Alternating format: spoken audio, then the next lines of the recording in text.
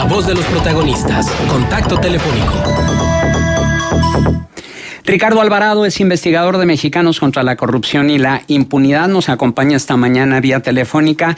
Ricardo, un gusto saludarte como siempre. Gracias por estar nuevamente con nosotros aquí en Contextos. Te saludamos Marcela Pámanes y tu servidor Juan Ceballos. Juan, Marcela, qué gusto saludarlos de nuevo y un saludo a todos los que nos escuchen. Ricardo, pues para conocer tu opinión sobre este descenso de México en el índice de percepción de corrupción de transparencia mexicana, en la que pues ni prevención eficaz ni justicia efectiva en las acciones anticorrupción de México, es lo que advierte Transparencia Mexicana. Sí, pues, si me permiten, entonces quisiera como tener una nota de prudencia con la lectura. No es muy recomendable hacer una medición del índice de percepción de la corrupción de un año al otro, porque el índice tiene un grado de error como de 2 puntos, tanto arriba como abajo. Lo que sí es relevante para México en concreto es mirar 6 años atrás, 7 al 2012, y compararlo con los datos que tenemos en el índice de este año del 2018. Y lo que tenemos es que México ha perdido 6 puntos al pasar de 34 a 28 puntos y ha perdido 33 lugares. Estaba en el lugar 105 de 180 países y ahora está en el lugar 138. Esto va en sintonía con lo que le está pasando a la región, es decir, lo que está pasando en Latinoamérica, en el que hay un ligero descenso, y lo que sí es notable es que en 6 años no se han tomado las medidas para transformar la percepción de corrupción en el índice. La última nota de prudencia que quisiera tener es que la percepción de corrupción se mueve muy poquito durante los años, a menos de que pasen grandes cambios en el país. El propio estudio de Transparencia Internacional hace énfasis en las grandes reformas que hicimos en 2015 y que estamos en la primera gran recomendación que hacen para fortalecer el combate a la corrupción. Necesitamos disminuir la brecha que hay ahorita entre nuestro marco legal de combate a la corrupción y su puesta en marcha. Ahora, Ricardo, ¿qué es lo que ha pasado? ¿Por qué, no obstante que ya hay más organizaciones de la sociedad civil, como el propio Mexicanos contra la Corrupción y la Impunidad, entre otros muchos organismos que propugnan por la transparencia, por la rendición de cuentas y por el combate a la corrupción y a la impunidad, nuestro país, lejos de avanzar, retrocede? Creo que se debe a por lo difícil de atrapar lo que es la percepción de la corrupción. Y es que, por ejemplo, imaginemos, preguntémonos todos cuál es nuestra sensación del nivel de corrupción en el país. Y si mañana nos enteráramos de un gran escándalo de corrupción del actual gabinete, y eso mejoraría o empeoraría nuestra percepción de corrupción. Eso es lo que, digamos, mantiene abajo el nivel. A pesar de las modificaciones y cambios que hemos hecho, en 2017 empezamos procesos contra 8 exgobernadores del país. Y el sexenio que acaba estuvo claramente marcado por severos problemas de corrupción durante su gestión. Y eso es probablemente lo que mantiene el índice a la baja. Si me permiten tantita perspectiva, es probable que lo que veamos en los próximos 2 años, en este mismo estudio que sale a finales de enero de cada año, es un ligero punteo hacia arriba, derivado de la gran popularidad que tiene el actual gobierno, independientemente de si es bueno o no en su combate a la corrupción, porque lo que mide el índice es, insisto, la percepción. Ahora, ¿qué tanto ha influido el hecho de que siga pendiente el Sistema Nacional Anticorrupción, la designación de algunos de los miembros que son fundamentales para este sistema? ¿O hasta qué punto pudiera ser un cambio más de forma que de fondo si tomamos en consideración que aún con un Instituto Nacional de Acceso a la Información, pues sigue prevaleciendo la opacidad y la corrupción no se combate? Creo que el problema es cada una de las piezas, por ejemplo, el sistema de transparencia de los institutos, tanto el nacional como los estatales de transparencia, son una pieza dentro de todo un sistema que tiene que funcionar para que tengamos un verdadero combate a la corrupción. Ellos lo que hacen es que sea posible transparentar algunos documentos. Sin embargo, al haber lagunas legales, incluso ellos no pueden llegar a algunos documentos que son protegidos por argumentos, por ejemplo, como los de la seguridad nacional. Lo que yo no creo que sean cambios solo en la forma, el que no tengamos los nombramientos completos son de fondo e impiden que el sistema como tal funcione. Vaya, el Sistema Nacional Anticorrupción es una apuesta única en el mundo. No existe otro país que haya ideado un mecanismo como el nuestro para combatir la corrupción.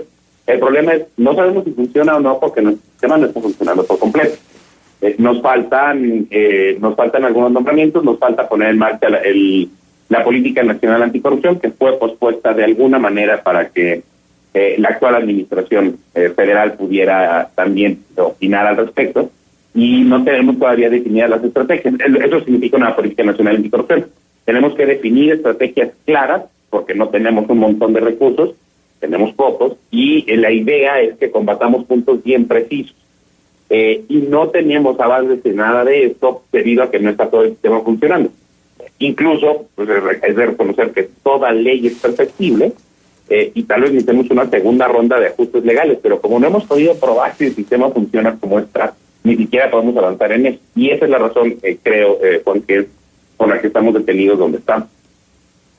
Ahora bien, de acuerdo con lo que han observado ustedes a lo largo de estos primeros 2 meses de administración federal, ¿cuál es el panorama que avisoran para que el combate a la corrupción y la impunidad sea una realidad en este gobierno o siga estancada?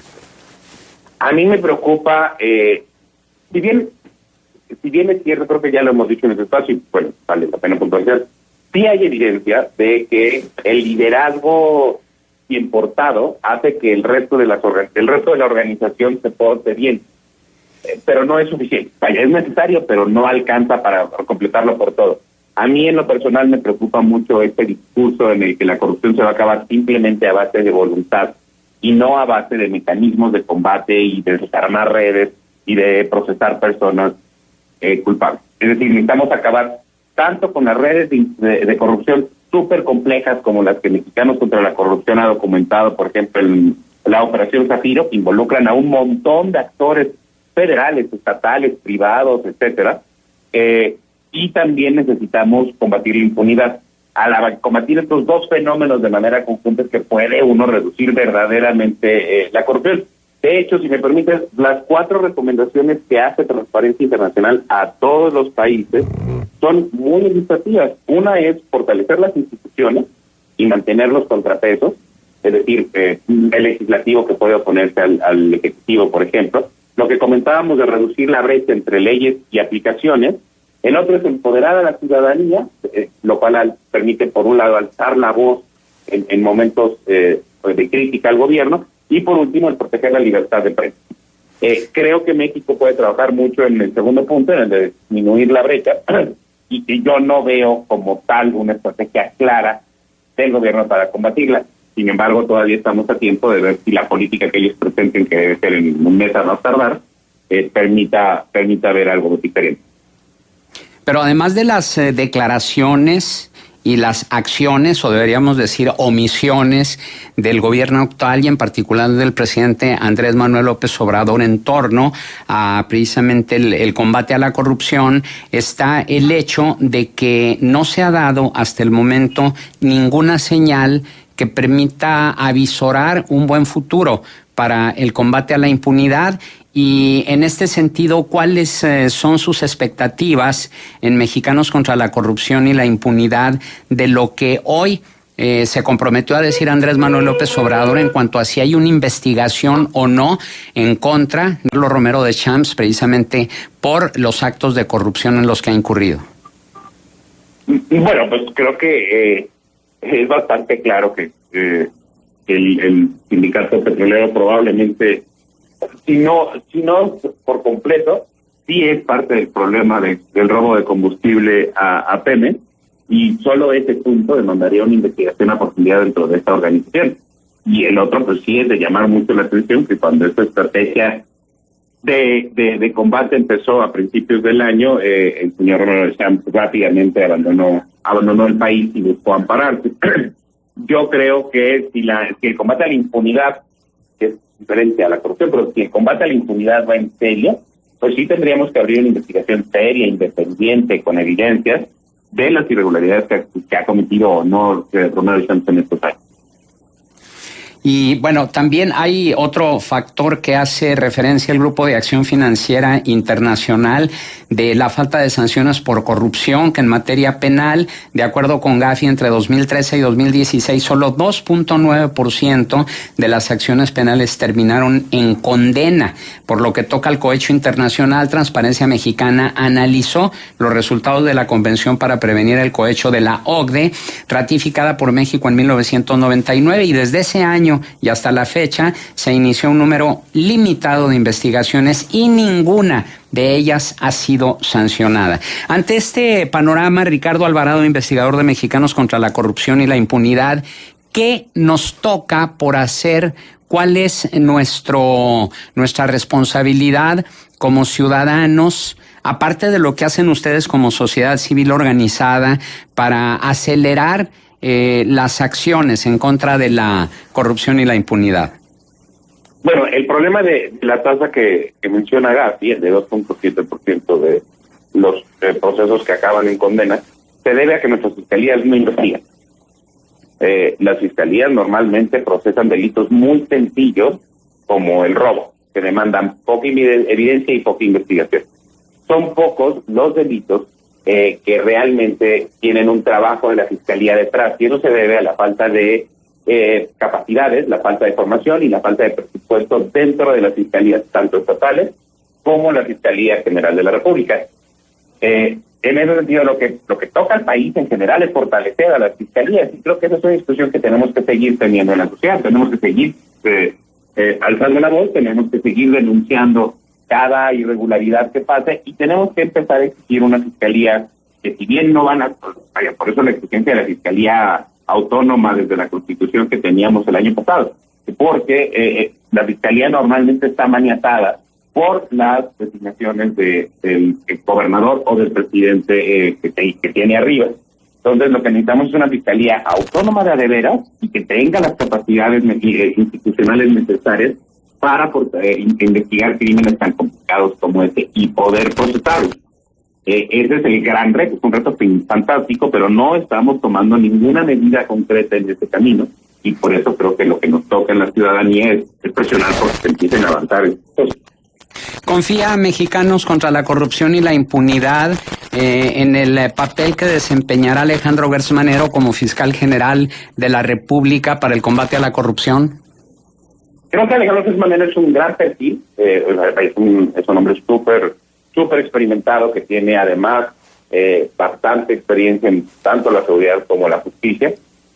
Lo que nos tocará ver, creo que más que confianza, nos toca darle merece puesto la duda de saber si va a hacer o no bien su trabajo, y lo que habrá que ver es los cambios que empieza a hacer para que la Procuraduría transite a la Fiscalía. No solo es un nombre, porque ahora suena más bonito, Fiscalía que Procuraduría, sino que implica un montón de transformaciones al interior de esta oficina que tiene que hacer Alejandro Gertz Manero. Esperemos ver en estos primeros días cómo van esos cambios para saber si van en el sentido correcto o no. Muy bien, Ricardo Alvarado, investigador de Mexicanos contra la Corrupción y la Impunidad, nuestro agradecimiento por tu valiosa participación aquí en Contextos. Al contrario, encantado de estar con ustedes, y un saludo a todos los que nos escuchan. Igualmente, buenos días.